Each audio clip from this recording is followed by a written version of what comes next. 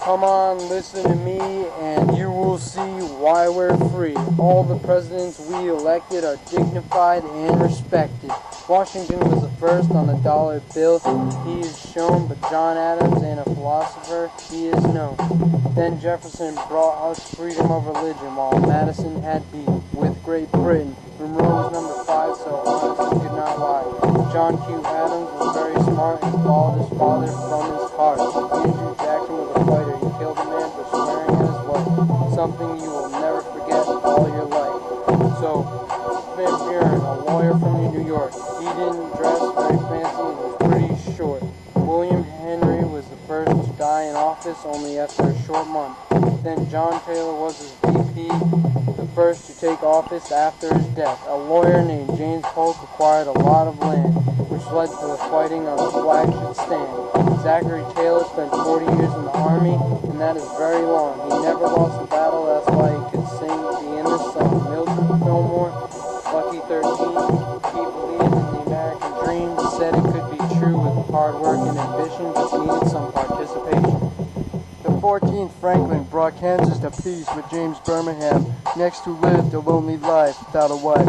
16 was a good old Abe, he made peace in a time of rage. He proposed the Emancipation Proclamation, and he was assassinated, left Jackson to run the nation. Jackson jumped too far and was kicked out. S. Grant, the man for the Union, pledged his plan. Rutherford Hayes lived with dignity and honesty. Garfield got shot at a train station and died of internal festation. Chester had no imitation, so he passed the federal immigration. Grover was over in 4 years, returned. Ben Harris, Lil Ben, one stronger than pushed forward. A man named Grover came up over. He's the first Democrat after the Civil War.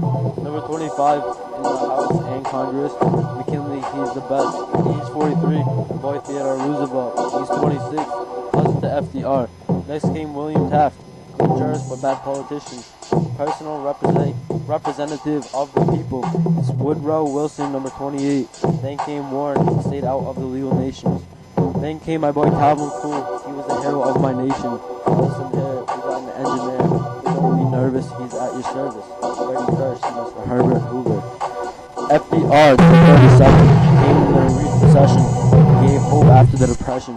Then came Truman. He was moving atomic bombs over Japan.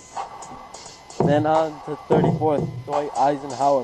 He was chill with his crew, especially with his army. That's how we do. And JFK, being the youngest, he was 35 but died with a bullet behind his eyes. 36 with Lyndon Johnson, worked in Vietnam but not for long. For Nixon took over, but he was impeached because he didn't want to be beat. Ford was respected, not neglected. Heal our nation, which left Jimmy Carter with high expectations. Peacemakers at work also brought economic inclination, which gave motivation for Ronald Reagan to save the nation. Then the 41st, George Bush Sr., World War II veteran to save as a leader. We all know Clinton had an affair, but we don't care. He reduced our debts in a time of despair. George Bush Jr. left our students behind. Thankfully, he left office in 2009. Now Obama's taking control as the first black president. For making history, he wasn't hesitant.